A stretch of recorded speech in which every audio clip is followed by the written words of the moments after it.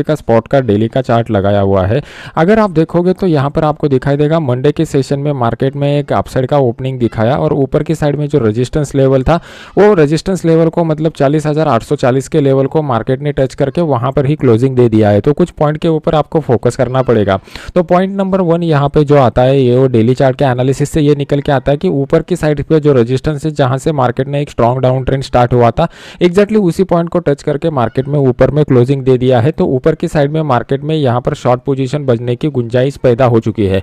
Second point आपको ये consider करना पड़ेगा कि यहाँ पर जो कैंडल पैटर्न डेवलप हो चुका है ये कोई hanging man type candle pattern नहीं है, क्योंकि हैंगिंग मैन का क्राइटेरिया ये होता है कि नीचे की साइड का जो वीक है वो कम से कम 2 गुना बड़ा होना चाहिए ऊपर के साइड के रियल बॉडी का। तो इसका कोई भी इंटरप्रिटेशन निकालने की कोशिश मत कीजिए। पॉइंट आपको ये कंसीडर करना पड़ेगा कि पिछले 4 दिनों से अगर आप मार्केट को देखते हो तो 4 ट्रेडिंग सेशन ने मार्केट ने 1500 प्लस पॉइंट का एक अपसाइड का मोमेंटम दिखाया हुआ है और इस अपसाइड के मोमेंटम में हम लोगों को रिट्रेसमेंट देखने को नहीं मिल चुका है। तो ये 3-4 पॉइंट को आपको कंसीडर करना पड़ेगा। तो ये रिट्रेसमेंट मार्केट में एक पेंडिंग है और ऊपर से मार्केट को एक फंडामेंटल ट्रिगर मिलने वाला है। अभी ये फंडामेंटल ट्रिगर कौन सा है कि आरबीआई की तरफ से अपना क्रेडिट पॉलिसी आने वाला है, मॉनिटरी कमिटी का मीटिंग अभी चल रहा है।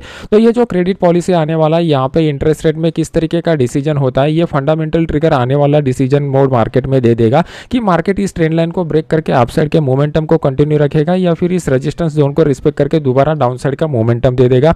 ये प्योरली डिपेंड रहेगा कि आरबीआई का पॉलिसी कब आता है। इस थर्सडे जो एक्सपायरी होने वाला है, ये थर्सडे वाला एक्सपायरी बहुत ही इंपॉर्टेंट होने वाला है, क्योंकि इस एक्सपायरी के दिन आपको आरबीआई का पॉलिसी भी देखने को मिलेगा।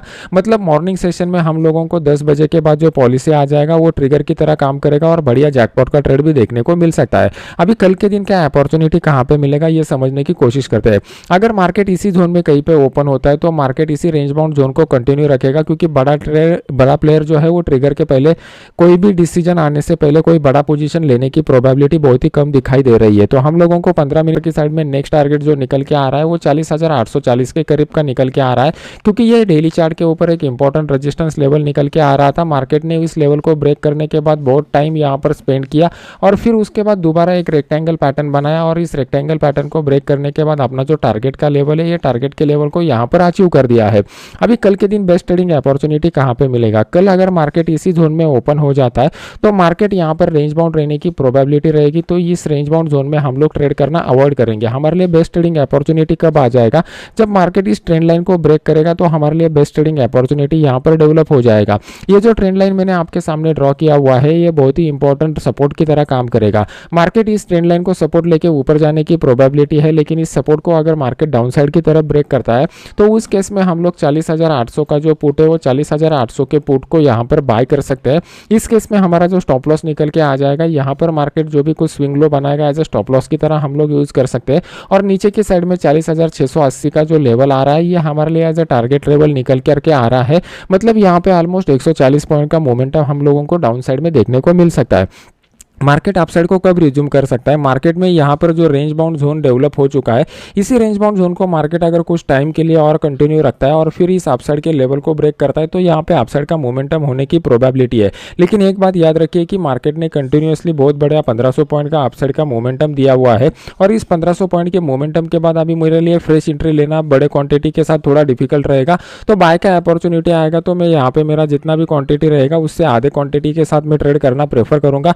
और मेरे लिए सबसे बेस्ट अपॉर्चुनिटी कब आएगा? जब मार्केट इसको डाउन साइड की तरफ ब्रेक करेगा तो मेरे लिए बेस्ट अपॉर्चुनिटी आएगा।